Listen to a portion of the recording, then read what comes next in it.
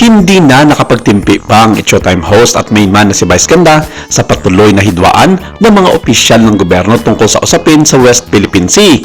Kumakailan lamang kasi nang sumabog na naman ang mundo ng social media sa pahayag ni Senator Robin Padilla sa kanyang pananindigan sa West Philippine Sea kung saan tinuligsa ito ng mga Pilipino dahil sa kanyang pagtindig sa China.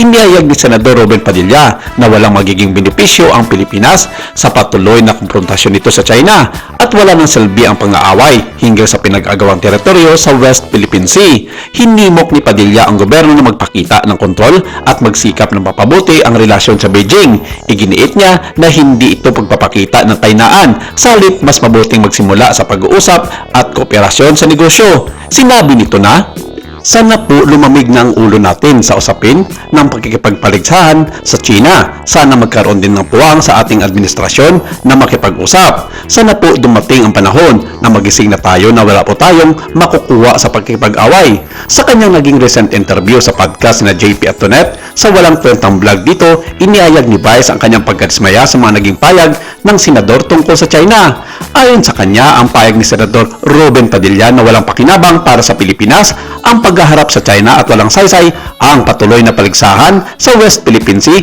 ay isang malaking kabubuan para sa senador. Ang ganitong posisyon raw ay nagpapahina sa kalagayan ng mga mangingisdang Pilipino na ilang linggo lamang ang nakalipas ay nasugatan at nasira ang kanilang mga bangka ng mga water cannon ng China Coast Guard malapit sa mga karagatan na nasasakupan ng Pilipinas. Mga insidente na nagpapakita ng patuloy na pagsalakay sa kabila ng mga pagsisikap ng diplomatikong pamamaraan ng gobyerno.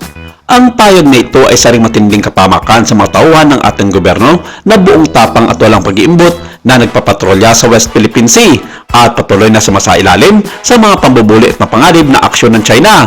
Ang presensya natin sa mga tubig na ito ay dahilan ng tumitinding tensyon at ayon pa kay Vice, nariyan tayo para pigilan ng China na gawing normal ang iligal na presensya nito sa West Philippine Sea habang kasabay nito nagbibigay ng kaligtasan at seguridad sa ating mga ordinaryong mga mangingisda at ultimo mga kinakain natin na mga lamang dagat ay made in China na rin. Pahayag ni Vice. Habang binibigyan diin ni Senator Robin Padilla ang diplomatikong dialogo, sabi ni Vice, marahil ay nakalimutan niyan ang kasalukuyang administrasyon sa ilalim ng Pangulong Ferdinand Marcos Jr. ay aktibong nagtataguyod ng diplomasya.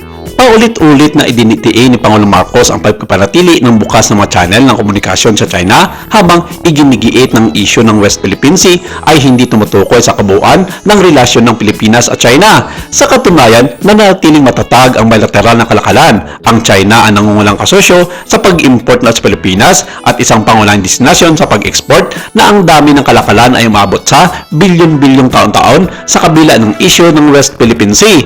Sa kasalukuyan, wala pa naging payag ang kampo ni Senator Robin Padilla tungkol sa naging payag na ito ni Vice Ganda laban sa kanya at ang may bahay nito na si Mariel Rodriguez ay wala ding ibinigay na payag. Ang asawa ni Senator Robin Padilla ay dating host ng Showtime at isa sa mga matatalik na kaibigan ni Vice Ganda.